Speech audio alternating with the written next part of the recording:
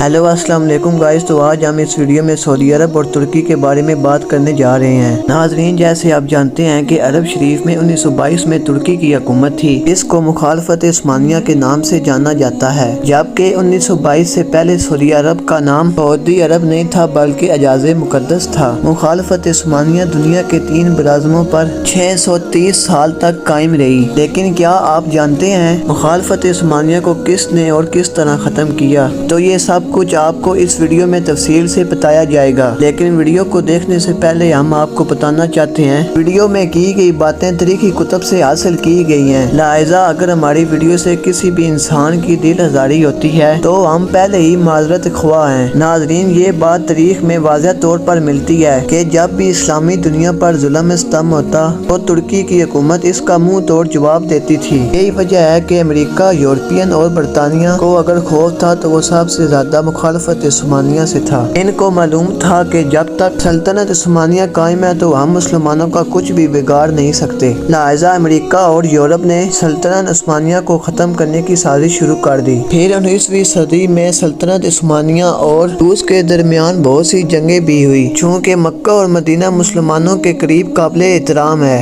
इसलिए सबसे पहला फितना वहीं से शुरू करवाया गया। तारीख में मिलता है कि यूरोप ने सबसे पहले एक शख्स को तैयार किया जो क्रिश्चियन था, अरबी ज़बान बोलता था, किसी को उस पर शक नहीं होता था। उसने सल्तनत उस्मानिया के खिलाफ ये कहकर लोगों को गुमराह करने की कोशिश की कि तुम अरबी हो और ये तुर्की अजमी हैं, हम अजमियों की हुकूमत कैसे बर्दाश्त कर रहे हैं। इन कोशिशों के बावजूद लोगों ने उसकी एक ना मानी और फिर ये शख्स लॉरेंस ऑफ अरेबिया के नाम से मशहूर हो गया। नाजरीन ग्रामी, इसके बाद अमेरिका ने एक और शख्स को तैयार किया। इसका नाम मोहम्मद बिन अब्दुल वहाब था। बिन अब्दुल वहाब की मुलाकात अरब के एक सौदागर से हुई जिसका नाम इब्ने मसूद था। उसने इब्ने मसूद को अरब का हुक्मरान बनाने का लालच दिया। फिर इब्ने मसूद ने मक्का, मदीना और ताइफ के खिलाफ जंग करना शुरू कर दी। मक्का, मदीना और ताइफ इब्ने मसूद की डाकू फौज से लाखों मुसलमान शहीद हुए। और जब तुर्की ने देखा कि इब्ने मसूद सऊदी अरब से निकालने और खुद अरब पर हुकूमत करने के लिए मक्का और ताइफ के बेकसूर लोगों पर जुल्म कर रहा है,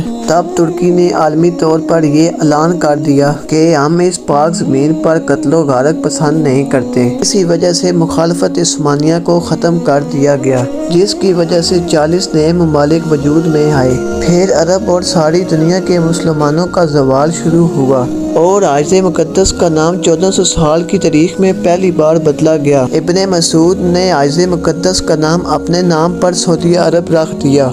इस फितने का जिक्र हदीस में भी मिलता है और इसी वजह से सरकार दो आलम सल्लल्लाहु अलैहि वसल्लम ने सऊदी अरब के शहर नजद के बारे में दुआ नहीं फरमाई थी। तारीख में मिलता है कि इसी नजद में इब्ने अब्दुल वहाब पैदा हुआ, जिसने एक नए मज़हब की बुनियाद दिलवाई और यही शहर मसीलमन कज़ाब का पैदाइश भी है। लेकिन दुनिया के मुसलमानों की आंखों में धूल छोड़ने के लिए इस शहर का नाम तब्दील करवा के इस शहर का नाम रियाज रखवा दिया, जो सा सऊदी अरब का दारुल हुकूमत है। जन्नतुल बकी और जन्नतुल मोहल्ला में सहाबा कराम अजमईन के मज़ार पर बुलडोज़र चलाया गया और तमाम कब्रों की बेहुरमती की गई। अरब शरीफ के जो से दरवाज़ों के नाम सहाबा कराम और अहले बैत के नाम पर थे, उनका नाम आले सूद के नाम पर रखा गया। अंग्रेज़ों ने अपनी किसी साजिश की कामयाबी पर लॉरेंस ऑफ अरेबिया के नाम पर फिल्म बनाई, जो सी बहुत ज़्यादा देखी जा चुकी है। जिस दिन इब्ने मसूद अरब का बादशाह बना, उस दिन एक जश्न हुआ।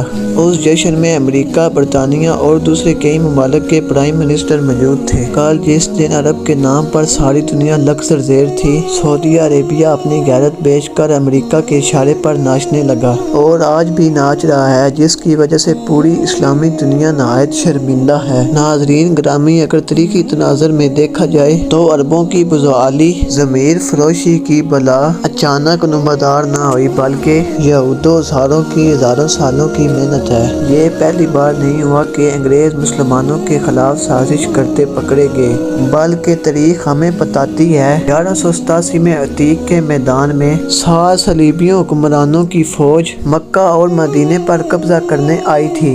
उसको सलाहुद्दीन अयूबी की फौज ने इबरतनाक शिकस्त देकर मक्का और मदीना को बुरी नज़रों से बचा लिया। اور پھر صلاح الدین حتمی سے دور 25 میل حملہ آور ہو گئے۔ سلطان صلاح الدین ایوبی نے یہ فیصلہ اس لیے کیا تھا کہ اقرا نامی جگہ صلیبیوں کا سلسلہ تھا، لہذا سلطان اس کو تباہ کر کے مسجد اقدس کی برہمتی کا انتقام لینا چاہتا تھا، جبکہ دوسرے بیت المقدس سے پہلے سلطان اقرا پر اس لیے بھی قبضہ چاہتا تھا کہ صلیبیوں کے حوصلے پست ہو جائیں اور وہ جلد ہتھیار ڈال دیں۔ چنانچہ اس نے مضبوط دفاع کے باوجود اقرا پر حملہ کر دیا اور 8 جولائی 1987 کو اقرا ایوبی افواج کے قبضے میں آ گیا۔ اس معرکے میں صلیبی انٹیلیجنس کا سربراہ ہرمن بھی گرفتار ہوا، جس کو بھاگتے ہوئے ایک کمانڈر نے گرفتار کیا تھا۔